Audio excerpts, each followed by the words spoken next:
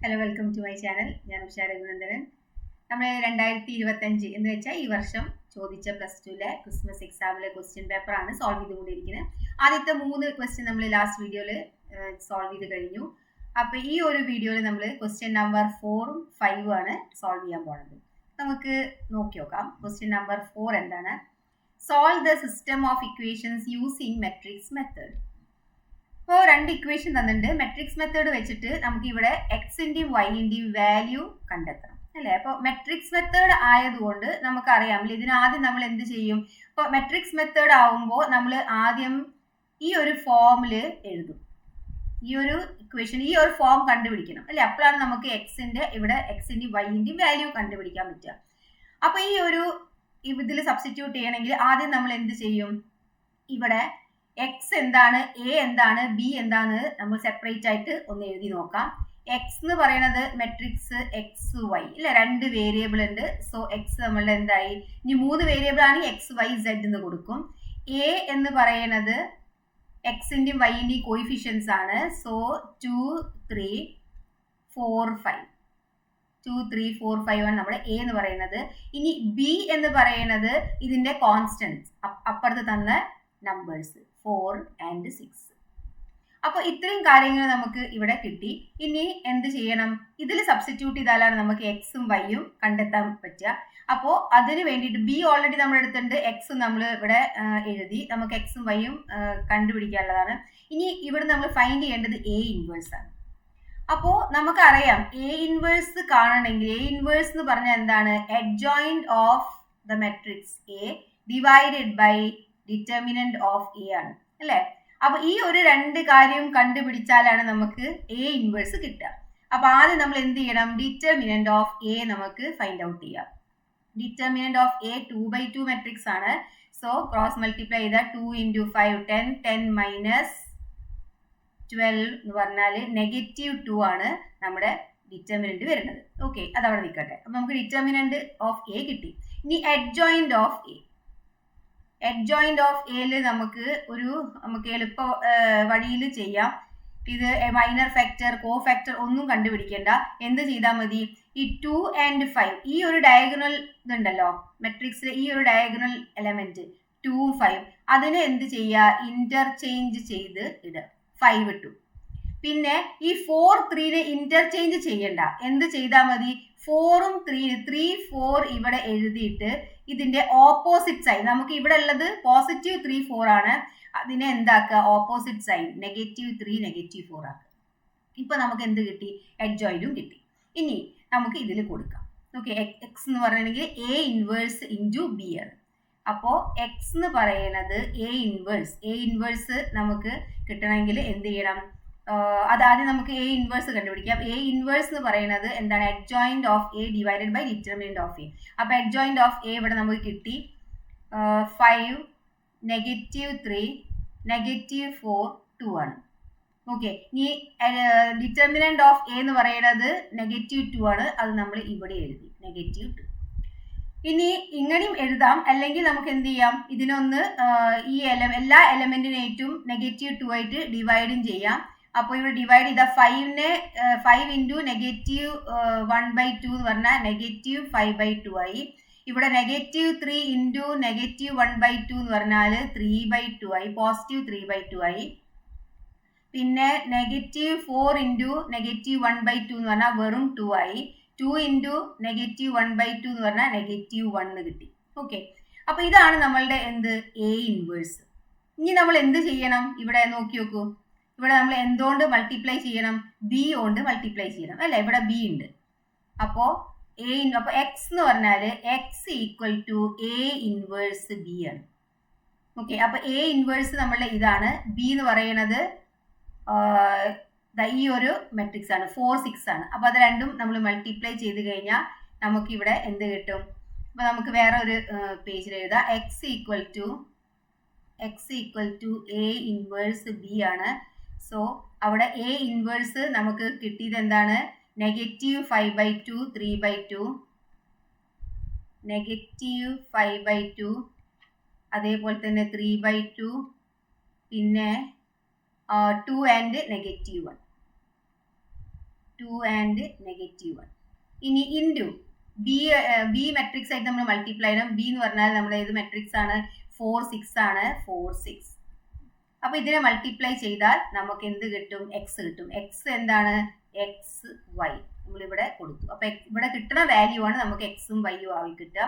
അപ്പോ first row first column അല്ലെ, നമ്മൾ എങ്ങനെയാണ് മൾട്ടിപ്ലൈ ചെയ്യാറ്? ഫസ്റ്റ് റോ ഫസ്റ്റ് കോളം ആയിട്ട് മൾട്ടിപ്ലൈ ചെയ്യുമ്പോൾ -5/2 ഇൻറ്റു 4 അല്ലെ, -5/2 into 4 plus 3/2 into 6.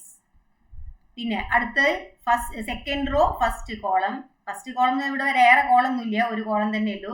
2 into 4 plus -1 into 6. അപ്പോൾ ഇത് എന്ത് മെട്രിക്സ് ആയിട്ട് കിട്ടും? -10 ആവും അല്ലെ. -20 ഡിവൈഡഡ് ബൈ 2 എന്നാണ് -10.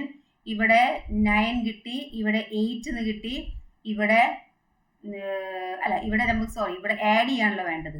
നമുക്ക് ഇവിടെ എഴുതാം, ആഡ് ചെയ്യാം. അപ്പോൾ ഇവിടെ -10 പ്ലസ് 9 എന്ന് കിട്ടി, ഇവിടെ 8 മൈനസ് 6 എന്ന് കിട്ടി. അപ്പോൾ -10 പ്ലസ് 9 എന്ന് പറഞ്ഞാൽ -1, 8 മൈനസ് 6 എന്ന് പറഞ്ഞാൽ 2. അപ്പോൾ നമുക്ക് കിട്ടിയ എക്സ് വൈ എന്താണ്? -1 ഉം 2. So we can say that the value of x is equal to -1, y is equal to 2. എക്സിന്റെ വാല്യൂ നമുക്ക് എന്ത് കിട്ടി? -1 എന്ന് കിട്ടി. വൈന്റെ വാല്യൂ എന്ത് കിട്ടി? 2 എന്ന് കിട്ടി. ഓക്കെ, അടുത്ത ചോദ്യത്തിലേക്ക് പോവാം. അടുത്ത ക്വസ്റ്റ്യൻ നമ്പർ 5 പറയുന്നത് the set of all points of discontinuity of f of x equal to 1 by x minus greatest integer of x is dash. 4 option തന്നിട്ടുണ്ട്. ഇതിൽ ഏതെടുത്താലാണ് നമുക്ക് set of all points of discontinuity കിട്ടുക? Points of discontinuity അല്ലെ. അപ്പോ നമുക്കറിയാം discontinuity കിട്ടണമെങ്കിൽ ഇത് ഇപ്പോൾ ഈ ഒരു ഫ്രാക്ഷൻ ഇത് എപ്പോഴാണ് ആദ്യം നമ്മൾ എന്താ നോക്കേണ്ടത്? ഡിനോമിനേറ്റർ എപ്പോഴാണ് ഡിഫൈൻ ചെയ്യാൻ പറ്റാത്തത് നോക്കാം. എന്ന് വെച്ചാൽ നമ്മൾ ഏത് ഫ്രാക്ഷൻ ആകുമ്പോഴും 1 എന്തായി 0 ആണെങ്കിൽ നമുക്ക് ഡിഫൈൻ ചെയ്യാൻ പറ്റില്ല അല്ലെ. അപ്പോ നമ്മൾ എന്ത് ചെയ്യുക? ഇതിന്റെ ഡിനോമിനേറ്റർ നമ്മൾ ഫസ്റ്റ് ആണ്. ഇതിൽ X minus greatest integer of X നമ്മൾ എന്ത് കൊടുക്കും? 0 കൊടുക്കും. അപ്പൊ അങ്ങനെയാണെങ്കിൽ അവിടെ നമുക്ക് ഡിഫൈൻ ചെയ്യാൻ പറ്റില്ലല്ലോ. അപ്പൊ നമുക്ക് എന്ത് കിട്ടും? X is equal to greatest integer x എന്ന് കിട്ടും. അപ്പൊ നമുക്കൊരു എക്സാമ്പിൾ എടുത്തു നോക്കാം, അത് പോസിബിൾ ആവുന്നുണ്ടോ? ഒരു 2 എടുത്തു നോക്കാം. 2 ആണെങ്കിൽ നമുക്ക് 2 ഓഫ് ഗ്രേറ്റസ്റ്റ് ഇൻറ്റീജർ 2 എന്താണ് വരിക? 2 തന്നെ വരും അല്ലേ. അപ്പോ അതെന്തല്ല 0 ആണോ? നമുക്ക് നോക്കി നോക്കാം. അപ്പൊ ഇവിടെ 2 വെറും ഇത് ഈ ഒരു 2 ഗ്രേറ്റസ്റ്റ് ഇൻറ്റീജർ 2 ആണ്. ഇവിടെ 2 വാല്യൂ കൊടുത്തു കഴിഞ്ഞാൽ നമുക്ക് എന്ത് കിട്ടും? x2ഉം അതിന്റെ ഗ്രേറ്റസ്റ്റ് ഇൻറ്റീജർ x2ഉം ഗ്രേറ്റസ്റ്റ് ഇൻറ്റീജർ 2. 2 മൈനസ് 2 0. യെസ്, അവിടെ 2 ഓക്കെ പോസിബിൾ ആണ്. ഇനി നമുക്ക് വേറൊരു നമ്പർ എടുത്തു നോക്കാം. 2.5 ഗ്രേറ്റസ്റ്റ് ഇൻറ്റീജർ ഓഫ് 2.5 എന്താണ്? 2 തന്നെയാണ്. അത് ഇവിടെ നമുക്കൊന്ന് കൊടുത്തു നോക്കാം.